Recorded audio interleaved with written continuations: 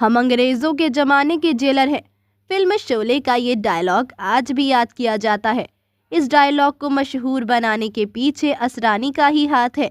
इस फिल्म में उनका शानदार अंदाज सभी ने देखा। इन्हीं असरानी का जन्मदिन है। असरानी बॉलीवुड के दिग्गज अभिनेताओं में शुमार है। इन्होंने फिल्मों में अधिकांश कॉमेडी रोल और सपोर्टिव रोल ही किए हैं, मगर अपने अभिनय कौशल से उन सभी किरदारों में जान फूंक दी। असरानी के अभिनय कौशल से तो फैंस वाकिफ है, मगर इनके अंदर सिंगिंग का भी हुनर है। ये बात शायद कम ही लोग जानते हैं।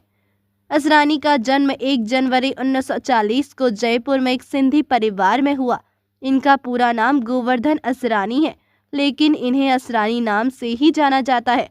असरानी के पिता की कारपेट की दुकान थी, मगर परिवार के बिजनेस में असरानी की बिल्कुल दिलचस्पी न थी। ऊपर से गणित की पढ़ाई में भी वे कमज़ोर थे। राजस्थान कॉलेज से स्नातक करने के बाद इन्होंने ऑल इंडिया रेडियो जयपुर में वॉइस आर्टिस्ट के रूप में काम करना शुरू किया।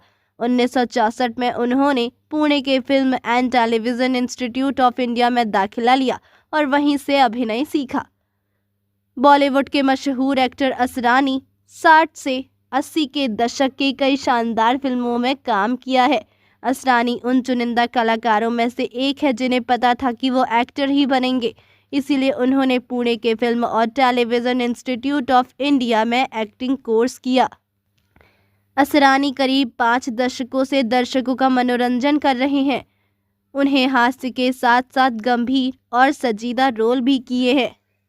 उन्होंने 1972 और 1994 के बीच कई फिल्मों में मुख्य नायक के करीबी दोस्त के रूप में सहायक अभिनेता की भी भूमिका निभाई। कुछ हिंदी फिल्मों जैसे चला मुरारी हीरो बनने और सलाम मेम साहब में उन्होंने बतौर मुख्य अभिनेता भी काम किया। उन्होंने गुजराती फिल्मों में भी मुख्य नायक की भूमिका निभाई। असरानी ने अभिनय के अलावा कई फिल्मों का निर्देशन भी किया। असरानी का पूरा नाम गोवर्धन असरानी है।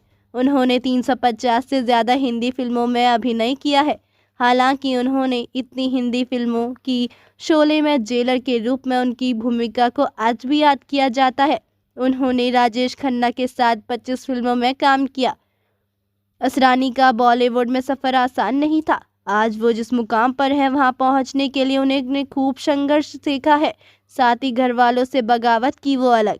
एक बार अपने इंटरव्यू में असरानी ने इस बात का खुद खुलासा किया था कि जब उनके परिवार वालों ने पहली बार असरानी को बड़े पर्दे पर देखा, तब गुस्से में परिवार वाले उन्हें मुंबई से वापस गुरदासपुर ले गए थे, क्योंकि असरानी का परिवार उनके फिल्मों में काम करने के खिलाफ था। असरानी के पिता हमेशा से चाहते थे कि वो बड़े होकर सरकारी नौकरी करे, लेकिन उन्हें तो फिल्मों में काम करना था। इसलिए एक दिन वो घर में किसी को बिना बताए गुरदासपुर से भागकर मुंबई चले आए। मुंबई आकर उनकी तमाम कोशिशों के बाद भी उन्हें फिल्म में सफलता नहीं मिली। इसलिए फिल्मों में एंट्री के लिए उन्होंने पुणे के फिल्म इंस्टीट्यूट FTII से साल 1964 में डिप्लोमा किया। करना पड़ेगा, लेकिन कोर्स करने के बाद भी उन्हें फिल्मों में सिर्फ छोटे मोटे रोल ही मिले, जिसके बाद निराश होकर वो वापस पुणे आए और FTII film and television institute of India में टीचर की नौकरी करने लगे। लेकिन वहां रहकर भी उन्होंने फिल्मों में काम करने का सपना नहीं छोड़ा। टीचर की जॉब करते करते उनके कई फिल्म निर्माताओं से संपर्क बने और फिर उन्हें बड़ा ब्रेक मिला डायरेक्टर ऋषिकेश मुखर्जी की फिल्म सत्यकाम में, जो 1969 में आई थी, जिसके बाद सुपरहिट फिल्म गुड्डी में उनके कॉमिक अंदाज को हर किसी ने पसंद किया। इसके बाद असरानी ने पिया का घर, मेरे अपने, शोर, सीता और गीता, परिचय, बावर्ची, नमक हराम, अचानक, अनहोनी जैसी कई शानदार फिल्मों में काम किया। कॉमेडी किरदारों के साथ साल 1972 में आई फिल्म कोशिश और चैताली में उन्होंने नेगेटिव किरदार भी निभाए। असरानी अपने करियर में केवल एक्टिंग तक ही सीमित नहीं रहे।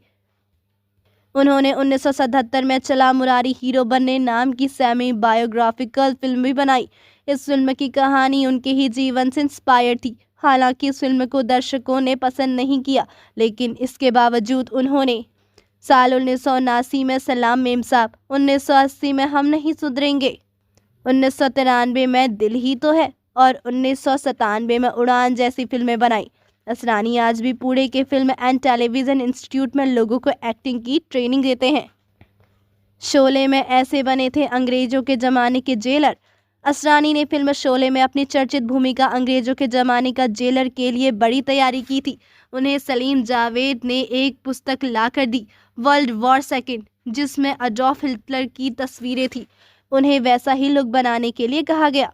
कॉस्ट्यूम तैयार करने के लिए अकबर गबना और विग बनाने वाले कबीर को बुलाया गया। पुणे के फिल्म इंस्टीट्यूट में हिटलर की रिकॉर्डेड आवाज़ थी, जो छात्रों को ट्रेनिंग देने के काम आती थी। इसमें हिटलर जिस अंदाज में कहता है, आई एम आयरन, ठीक उसी अंदाज में असरानी ने डायलॉग बोला, हम अंग्रेजों के जमाने के जेलर हैं। बाद में हा भी इसमें वैसे ही आता था। हिटलर अपनी आवाज़ के इस घुमाव से पूरे देश को हिप्नोटाइज कर देता था। उनके पिता कालीन की दुकान चलाते थे। असरानी के 4 भाई और 4 बहनें थे। असरानी ने अभिनेत्री मंजू बंसल से शादी की। उन्होंने अभिनेत्री मंजू बंसल से शादी की, जिनसे उन्हें आज की ताज़ा खबर और नमक हराम जैसी फिल्मों में साथ काम करने के दौरान प्यार हो गया। शादी के बाद इस जोड़े ने तपस्या, चांदी सोना, जाने बहार, जुर्माना, नालायक, सरकारी मेहमान, नारद विवाह और चोर सिपाही में अभिनय किया। असरानी का एक बेटा है जिनका नाम नवीन असरानी है। तो दोस्तों, आज के लिए बस इतना ही। मिलते हैं अगली बायोग्राफी में। तब तक के लिए जुड़े रहिए हमारे चैनल के साथ। धन्यवाद।